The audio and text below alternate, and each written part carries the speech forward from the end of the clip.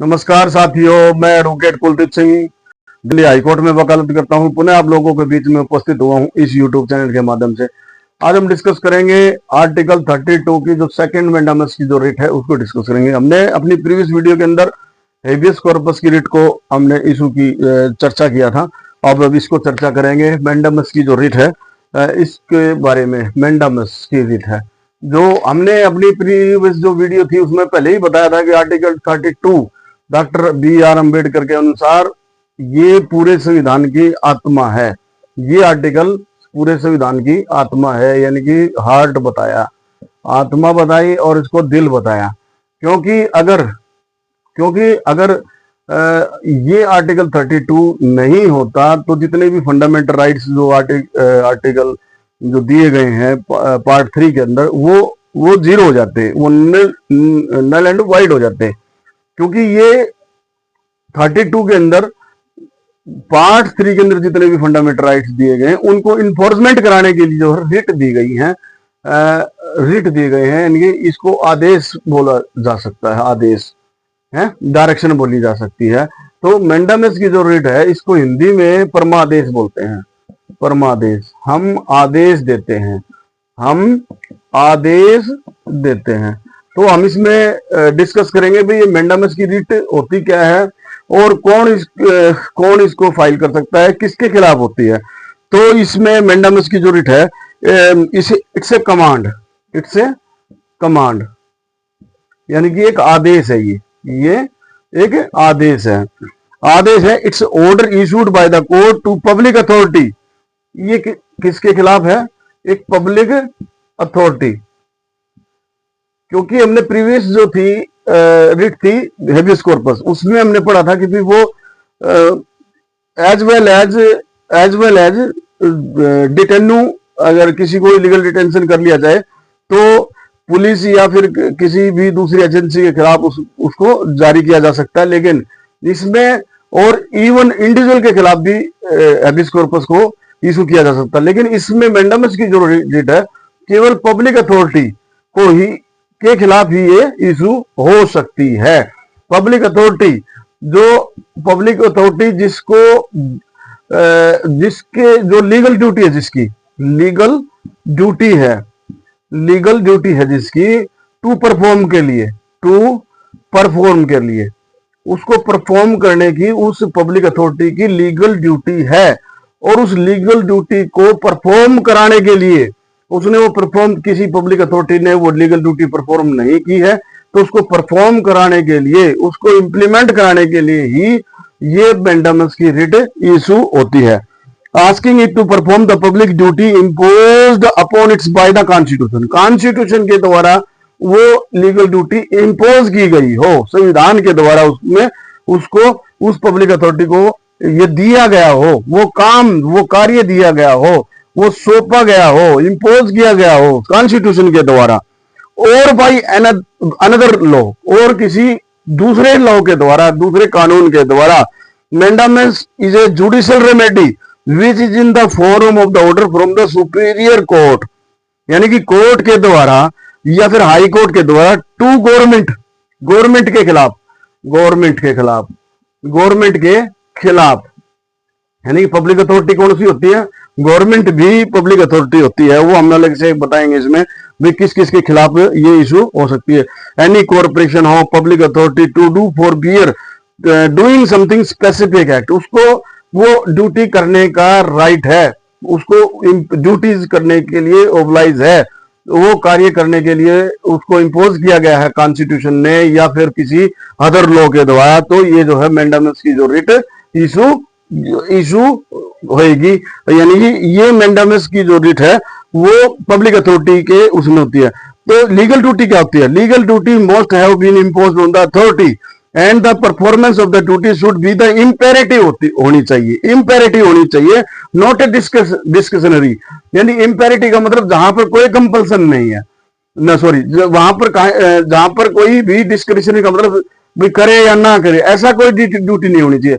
Compulsory होनी चाहिए वो लीगल ड्यूटी की, भाई इसको करना ही है उस अथॉरिटी के द्वारा, वो कार्य करना ही है, तब जो है ये मेंडामस की रिट अप्लीकेबल है। अगर डिस्क्रिशनरी है डिस्क्रिशनरी का मतलब वो करे या ना करे, वो ड्यूटी, ऐसी कोई ड्यूटी, ऐसा कोई काम जो वो इस नेचर का है कि वो करे या ना करे, तो जो है मैंडामस की रिट एप्लीकेबल नहीं होगी। या फिर इसको बोल सकते हैं ऑप्शनल।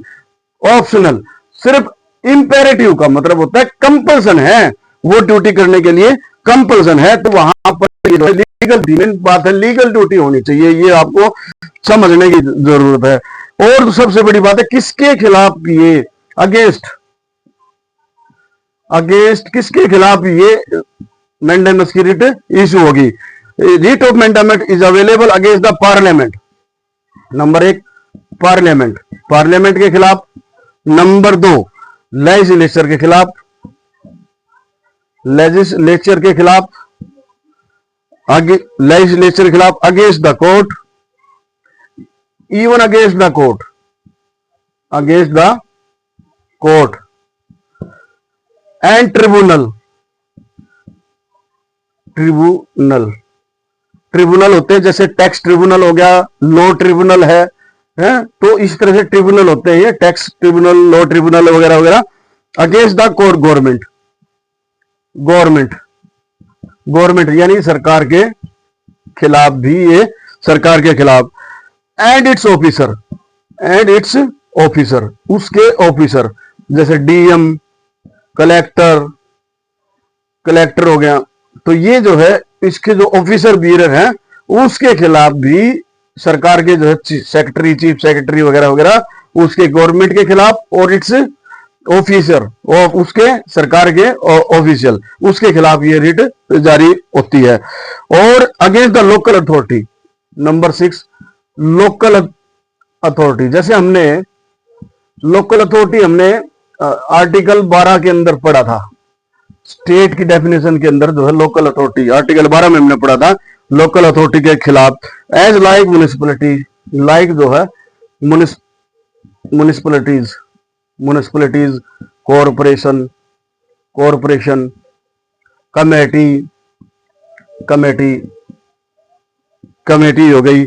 जैसे against the state on the state control corporation, जो स्टेट के द्वारा कोई भी कॉरपोरेशन है, जैसे corporation, corporation under control, control by state, state के द्वारा जो है वो कॉरपोरेशन उसके अधीन है, स्टेट के अधीन कोई भी कॉरपोरेशन है उसके खिलाफ। एंड यूनिवर्सिटी, यूनिवर्सिटी, यूनिवर्सिटी विश्वविद्यालय के खिलाफ हो सकती है। Other education, other educational institutional, educational institution है, अदर जो है एजुकेशनल इंस्टीट्यूशनल संस्थान, जितने भी शैक्षणिक संस्थान है। Against election authorities. Number 9 election, election authority, चाहे वो इलेक्शन अथॉरिटी कोई भी इलेक्शन अथॉरिटी हो, इलेक्शन अथॉरिटी हो तो स्टेट की हो या सेंटर की हो।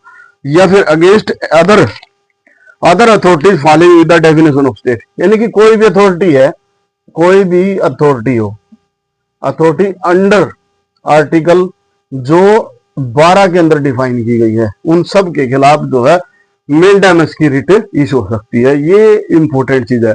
पार्लियामेंट के खिलाफ, लेजिस्लेचर के खिलाफ, कोई भी लेजिस्लेचर हो, against the court, tribunal, government के खिलाफ, और जो उनके अधिकारी हैं उनके खिलाफ।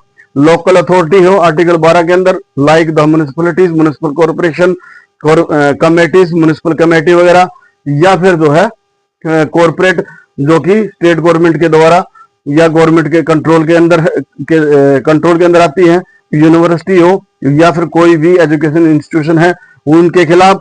और इलेक्शन अथॉरिटी हो, कोई भी इलेक्शन अथॉरिटी हो, स्टेट, सेंटर है, या फिर other authorities which include in article 12, जो 12 के अंदर डिफाइन किया गया, हम उस अथॉरिटी के खिलाफ जो है ये रिट, मैंडेमस की रिट जो है फाइल हो सकती है। इट आल्सो, और किसके खिलाफ नहीं हो सकती, it also not lie against the private individual, ये प्राइवेट इंडिविजुअल के खिलाफ नहीं होगी, यानी कि no note against the private individual के खिलाफ नहीं होगी मैंडामस। ये इसमें ध्यान देने की बात है। और सबसे बड़ी बात है इसमें मोटी बात है कि ये प्राइवेट इंडिविजुअल के खिलाफ नहीं होगी और इनके खिलाफ जो है ये मैंडामस की रिट होगी, क्योंकि ये जो अथॉरिटी है, इन अथॉरिटी को, ये जो पब्लिक अथॉरिटी है, इनकी एक लीगल ड्यूटी बनती है किसी भी काम को परफॉर्म करने के लिए। और लीगल ड्यूटी कैसी? कंपल्सरी, मैंडेटरी, नॉट डिस्क्रिशनरी और नॉट ऑप्शनल।